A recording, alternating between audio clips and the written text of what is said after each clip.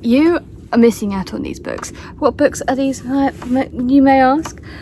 They are The Lost War and The Bitter Crowns by Justin Lee Anderson. And oh my god, I have not read anything like this in a long time. That is so amazingly good. That has me on the edge of my seat, but so rich and so full of layers and layers and layers. Excellent fucking characters. A world where I want to know more. And something I want to talk to you about, which is a spoiler, so you're going to have to go read it and come back and talk to me about this, because holy shit, this specific trope, I'm calling it a trope, it's not quite a trope yet, but I'm calling it one. It's something I'm after, and it's something that I know can be done poorly, but Justin Lee Anderson did it to perfection. Now, if you're wondering what these books are, I describe these as old man fantasy with a modern, fresh twist. There are the dry, which I take as like an allegory for like druid stuff, and the dog is barking. We're gonna have to cope with that. We just have to cope with it.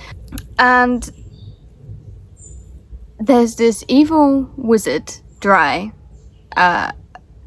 Magog, that is shut away somewhere, but people think he's not quite shut away. But the current king, Janaeus, is gathering his council, and there's something he's not telling people. There's something he's not telling somebody, and you're not really sure quite know what it is. And you don't know who to trust. You don't know if the king is being honest or if it's something else. Now, the magic system in this is it's quite simplistic, but he plays on it very, very well. The dry all have these specific magic abilities. So they usually only have one, which you could be an earth one, you can be a memory one, you can do time. There's so many sort of, you can change. There is a dry in this that changes her form all the time, and I really like her. But he plays on it within the plot very well.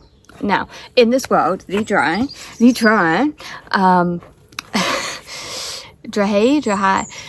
this world, the dry, they are not looked on favourably. Apart from Aranok, who's like a main character and the best fucking boy, because they have magic and they just believe they're horrible people just because of prejudice and all of that jazz. But Aranok ended up saving them from the war with the usurper king, Magog. Names. So he's fine, but it's only until people find out he is the king's envoy that they end up accepting him. If they didn't know that, they wouldn't serve him. They wouldn't let him sleep in this tavern. Stuff like that. And it's interesting. Characters in this are fascinating. Like, from book 1 to book 2. Don't worry, I'm not going to spoil it. They go from here to fucking here.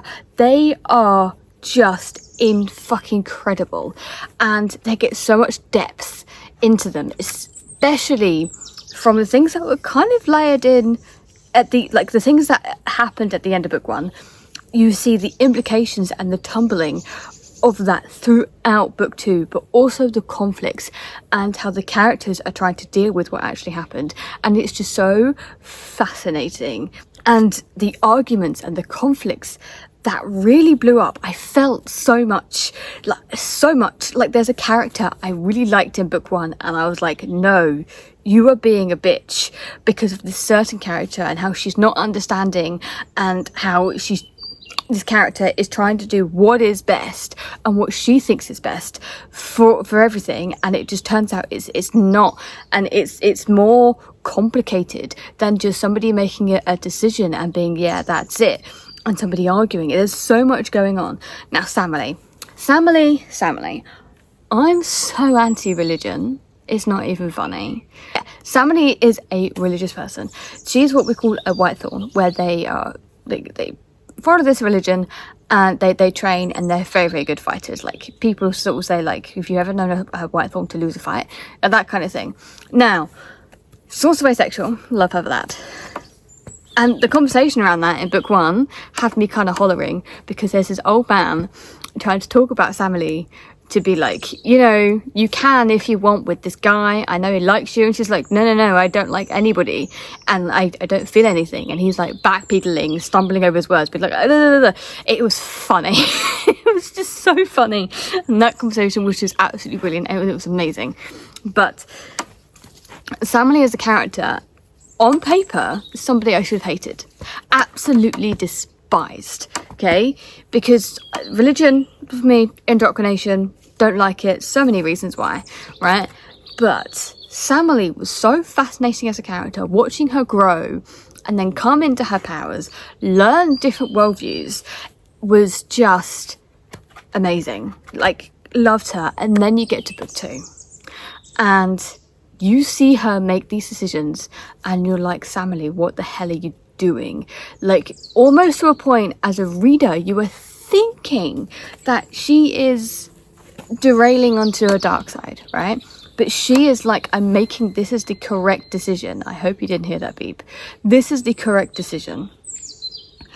But because you know more, and it kind of was the correct decision, but she was making it out of a simplistic mindset. She wasn't understanding about other people's feelings, how other people are going to deal, and how it's going to corral, and this thing happens, she makes a decision, but then there's a ball roll underneath it, and she doesn't think like that. She's very, like, not simplistic in her mindset, kind of simplistic in her mindset. She's young, but she's also believing in her God, that her God is almost there, not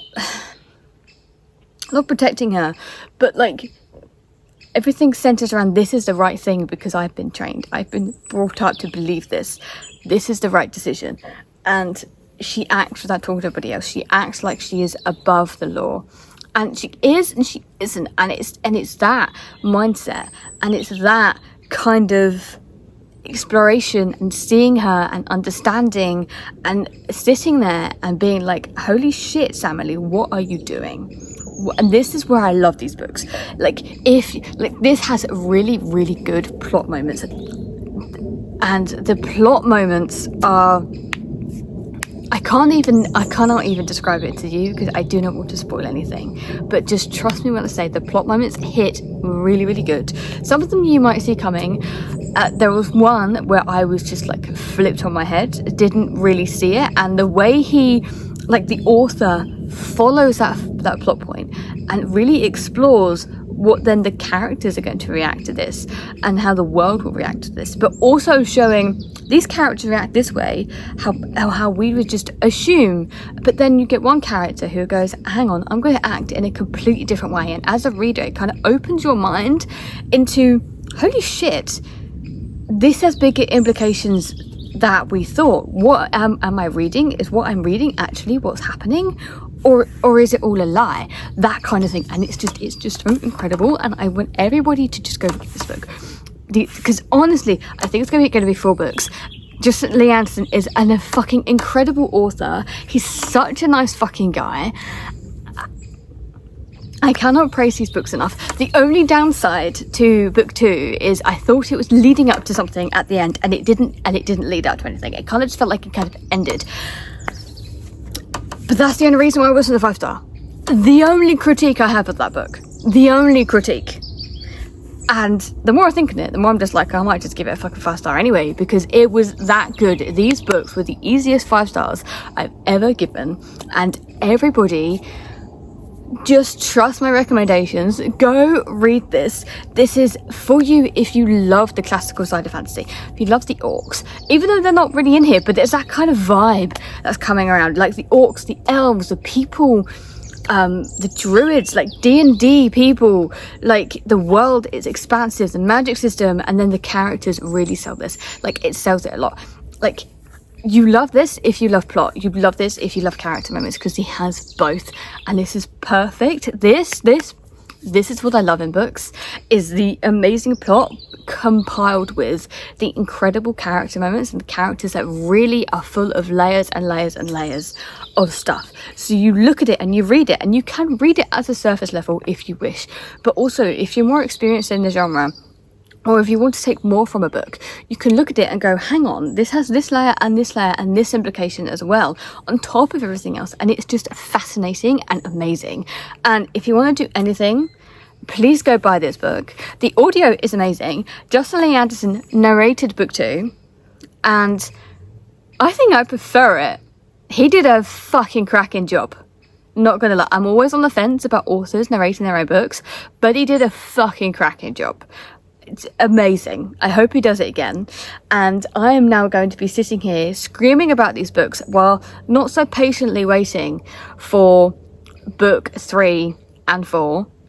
And honestly, honest to God, just go read these books. They are amazing. They are incredible. You will be blown away. They are not like Will of the Many, 5 fucking stars, holy shit, incredible, but they are entertaining. They are going back to the roots of what probably brought all of us into fantasy. If you watch Tolkien, Lord of the Rings, Harry Potter, Eragon, these are like the vibes that bring this book together, but in a fresh take and in an older take, and it's amazing.